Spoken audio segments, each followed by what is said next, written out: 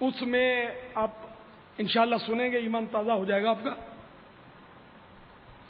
حضرت سیدنا عثمان بن حنیف رضی اللہ تعالی عنہ سے روایت ہے کہ ایک نابینا صحابی رضی اللہ تعالی عنہ نے بارگاہ رسالت میں حاضر ہو کر عرض کی، اللہ عز و جل سے دعا کیجئے کہ مجھے عافیت دے۔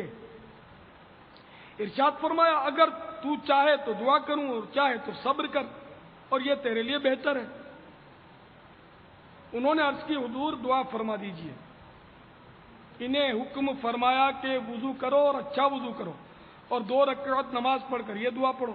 ترجمہ، اے اللہ عز و جل، میں تجھ سے سوال کرتا ہوں اور توسل کرتا ہوں اور تیری طرف متوجہ ہوتا ہوں تیرے نبی محمد صلی اللہ تعالی علیہ وآلہ وسلم کے ذریعے سے جو نبی رحمت ہے۔ یا رسول اللہ، میں حضور کے ذریعے سے اپنے رب کی طرف اس حاجت کے بارے میں متوجہ ہوتا ہوں تاکہ میری حاجت پوری ہو۔ الہی ان کی شفاعت میرے حق میں قبول فرما۔ اب یہ سرکار صلی اللہ تعالی علیہ وآلہ وسلم نے ان کو تعلیم فرما دیا۔ یہ کونے میں بیٹھ کر انہوں نے مطلب یہ ظاہر دعا مانگی، اور سرکار صلی اللہ تعالی علیہ وآلہ وسلم بظاہر یہ سن نہیں رہے تھے، بظاہر، لیکن یہ ان میں تعلیم دی گئی۔ سیدنا عثمان بن حنیف رضی اللہ تعالیٰ عنہ فرماتے ہیں، خدا کی قسم ہم اٹھنے بھی نہ پائے تھے، باتیں ہی کر رہے تھے کہ وہ ہمارے پاس آئے، گویا کبھی اندھے تھے ہی نہیں۔ یہ تو حیات ظاہری کے نا؟ حیات ظاہری کے۔ یہ اس میں یہ ہے کہ سیدنا عثمان غنی رضی اللہ تعالیٰ عنہ کے دور میں ایک صاحب سیدنا عثمان بن حنیف رضی اللہ تعالیٰ عنہ کے پاس حاضر ہوئے اور انہوں نے کہا کہ میں عثمان غنی رضی اللہ تعالیٰ عنہ سے میرا کام پڑ گیا اور میں جاتا ہوں، لیکن حضرت امیر المومنین مصروف بہت ہیں تو توجہ نہیں ہو رہی میری طرف، تو آپ کوئی صورت نکالیں۔ تو آپ نے یہ روایت بیان کی کہ تم مطلب یعنی کہ میں نے اپنی آنکھوں سے دیکھا تھا کہ یہ پڑھ کر نابینا بینا ہو گیا تھا، آنکھ والا ہو گیا تھا، تو تم بھی اسی طرح 2 رکعت نماز ادا کر کے یہ دعا پڑھو۔ تو انہوں نے یہ دعا پڑھی، یہ عمل کیا، اور پھر عثمان غنی رضی اللہ تعالیٰ عنہ کی بارگاہ میں حاضر ہوئے تو سیدنا عثمان غنی رضی اللہ تعالیٰ عنہ نے فوراً توجہ فرمائی اور ان کا کام کر دیا۔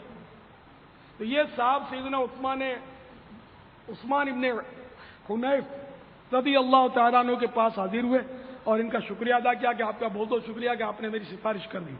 فرمایا، میں نے سفارش نہیں کی تھی، میں نے تو کیونکہ یہ دیکھا تھا کہ نابینا اس طرح آنکھوں سے نگاہوں سے مشرف ہو گیا تھا، تو اس لیے میں نے تم کو یہ دعا بتا دی کہ یہ دعا قضاء حاجت کے لیے، حاجت پوری ہونے کے لیے۔ تو اس طرح ان کی حاجت بھی پوری ہوئی۔ یہ سرکار صلی اللہ تعالی علیہ وآلہ وسلم کے مثال ظاہری کے بعد کا واقعہ ہے، اور یہ مختلف کتابوں میں لکھا ہے جو میں نے پڑھا ہے۔ طبرانی شریف میں بھی یہ واقعہ ہے جو کہ حدیث کی مشہور کتاب ہے۔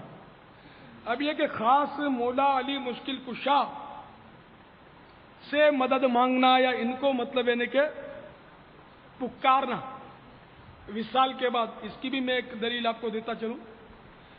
حضرت شاہ محمد غوث گوالیاری علیہ رحمۃ اللہ الباری کی کتاب جواہر خمسہ، جس کے وظائف کی جید بزرگ اولیاء کرام نے اجازتیں دیں، جن میں شاہ ولی اللہ محدث دہلوی علیہ رحمۃ اللہ القوی بھی شامل ہے۔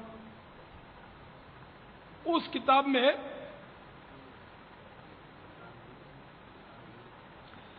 کہ ناد علی 7 بار یا 3 بار یا 1 بار پڑھے،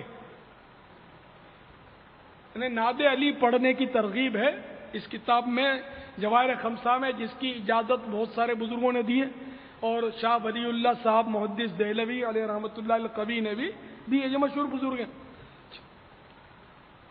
تو جس ناد علی کو پڑھنے کی اجازت دی وہ ناد علی بھی لکھا ہوا ہے ان کتب میں، یعنی حضرت علی کو پکارو جو عجائب کے مظہر ہیں، انہیں تمام مصیبتوں میں اپنا مددگار پائے گا، ہر رنج و غم دور ہو جائے گا آپ کی ولایت سے، اے علی اے علی اے علی۔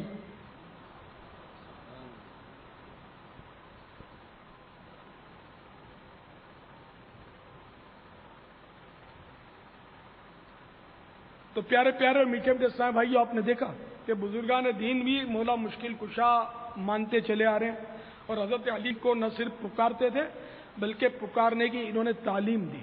اس شرن اس میں کوئی قباحت نہیں ہے، آپ شیطان کے وسوسے کو بالکل جھٹک دیں کہ جو دنیا سے چلا گیا اس کو پکار ہی نہیں سکتے، ایسا نہیں ہے۔ میرے خیال میں آپ میں سے اکثریت کو یہ دعا، یہ سلام یاد ہوگا جب آپ قبرستان جاتے ہوں گے، السلام علیکم یا اہل القبور یغفر اللہ لنا ولکم وانتم سلفنا ونحن بالاثر۔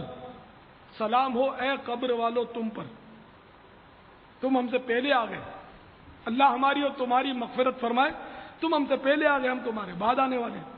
آپ ایمانداری سے بتائیے کہ آپ یعنی کہ اس میں یا بھی ہے کہ نہیں قبر والوں کو؟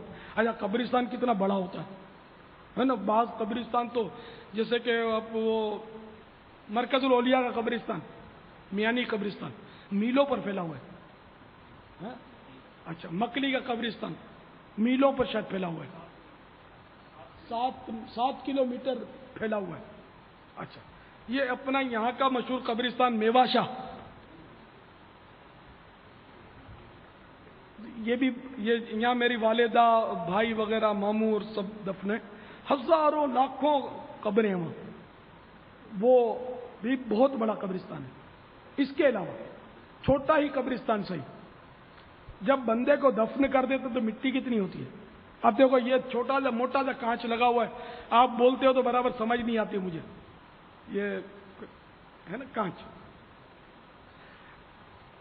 تو قبر پر مٹی کتنی منو مٹی چڑھا دی جاتی ہے۔ اگر کوئی ظاہری زندہ آدمی اندر چلا جائے تو وہ بالکل ساؤنڈ پروف اس کی وہ قبر ہو جائے گی، اس کو آواز جائے گی نہیں۔ لیکن یہ اللہ کی شان ہے کہ مرنے کے بعد سننے کی طاقت بڑھ جاتی ہے، دیکھنے کی طاقت بھی بڑھ جاتی ہے۔ خود حدیثوں میں، مشکات شریف وغیرہ کی حدیثوں میں صاف لکھا ہوا ہے کہ جب مردے کو دفن کر کے اس کے عزیز و قریب چلتے ہیں تو مردہ ان کے قدموں کی چاپ، پاؤں کی جو چلنے کی آوازیں، یہ بھی سنتا ہے۔ اب آپ اندازہ لگائیں کہ ایک عام آدمی بھی سنتا ہے، مرنے کے بعد وہ قبرستان میں جو دفن ہے مردے وہ سنتے ہیں، ورنہ پھر یا پکارنا پھر بیکار ہو جائے گا، السلام علیکم یا اہل القبور نہ کہا کریں، وہ سب بھی کہتے ہیں۔ اچھا اتحیات میں سبھی یا رسول اللہ کہتے ہیں، معاف کیجئے سب کہتے ہیں، جو نمازی ہے وہ یا رسول اللہ کہتا ہے۔ میں آپ کو بتاؤں کیسے کہتا ہے، السلام علیک ایھا النبی، التحیات میں آتا ہے نا السلام علیک ایھا النبی، اس کے معنی کیا؟ آپ کسی کو بھی پوچھو، جو نماز کے بعد یا رسول اللہ کہنے کا منع کرتا ہوگا وہ بھی ماننے سے اتفاق کرے گا میرے کہ اس کا معنی یہی ہے، سلام ہو اے نبی آپ پر۔ یعنی باپا یا رسول اللہ کا مطلب ہوا اے اللہ کے رسول، اور ایھا النبی کا مطلب ہوا اے نبی، یعنی ایھا اور یا ہی کا فرق ہے بس۔ ہاں یہی کہ مطلب مانا تو یا رسول اللہ ہی ہوئے نا اس کے، یوں یعنی کہ مفہوم تو یہی بنے گا نا کہ نبی کو پکارا، چلو تو یا رسول اللہ مت کہو، یا نبی اللہ کہو، یا نبی اللہ کہنا بھی اگر آپ کو نہیں سوچنا پڑتا تو یا نبی کہہ دو، تو پکڑے تو جاؤ گے کہ یا تو کہا تم نے، پکارا تو صحیح۔ نماز کے بعد ایھا النبی کہہ لیں بھلے۔ اور پھر کاف جو ہے نا، کاف یہ خطاب کا صیغہ ہے، علیکہ، السلام علیکہ، سلام ہو تم پر، تجھ پر، یہ واحد کا صیغہ ہے، لیکن یہ عربی میں واحد کا صیغہ چل جاتا ہے کہ اس کا عرف یہی ہے، اس کی فصاحت ہے اس میں، یہ فصیح لفظ ہے۔ الصلاۃ والسلام علیکہ یا رسول اللہ ہم پڑھتے ہیں تو یہ فصیح ہے عربی کے لحاظ سے۔ الصلاۃ والسلام علیکم یا رسول اللہ ہم کہیں گے تو یہ فصیح نہیں ہے، حالانکہ معنی یہاں جمع میں، لیکن اردو میں جب ہم کہیں گے تو آپ کہیں گے، تو سلام ہو اے نبی آپ پر، 2 بار پکارا، 2 بار اس میں یا بھی کہا ہے اور آپ بھی کہا ہے، یہ پکارتے ہوئے۔ اچھا اب کسی